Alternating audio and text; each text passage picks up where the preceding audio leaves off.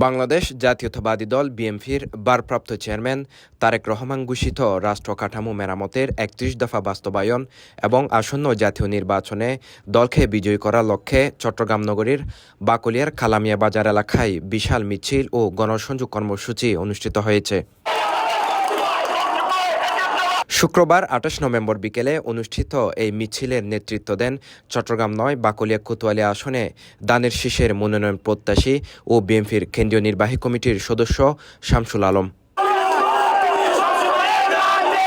মিছিলে এলাকার বিপুল সংখ্যক নেতাকর্মীর অংশগ্রহণ লক্ষ্য করা যায়। মিছিলটি কালামিয়া বাজার মোড় থেকে শুরু হয়ে আশেপাশের বিভিন্ন সড়ক প্রদক্ষিণ করে। শত শত নেতাকর্মীর অংশগ্রহণে এলাকা জুড়ে এক উৎসবমুখর পরিবেশ সৃষ্টি হয়। মিছিল শেষে শামসুল আলম বলেন, দেশকে স্বাভাবিক পথে ফেরাতে এবং গণতন্ত্র পুনরুদ্ধার করতে ৩১ দফার বাস্তবায়ন অত্যন্ত জরুরি। জনগণ এখন পরিবর্তন চায়, আর সেই পরিবর্তনের প্রতীক হল ধানের শীষ। গণসংযোগ ও মিছিল সফল করতে স্থানীয় বিএনপি, যুবদল, স্বেচ্ছাসেবক দল ও ছাত্র দলের বিপুল সংখ্যক নেতাকর্মী উপস্থিত ছিলেন।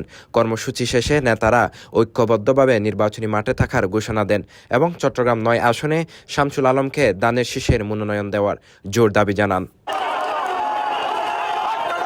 চট্টগ্রামের ১৬টি আসনের মধ্যে চট্টগ্রাম ৯ বিএনপি আসন হিসেবে পরিচিত। এই আসনে মনোনয়ন প্রত্যাশীদের তালিকায় রয়েছেন মহানগর বিএনপির সাবেক সাধারণ সম্পাদক আবুল হাশেম বক্কর এবং দক্ষিণ জেলা বিএনপির সাবেক আহ্বায়ক আবু সুফিয়ান সহ আরও বেশ কয়েকজন।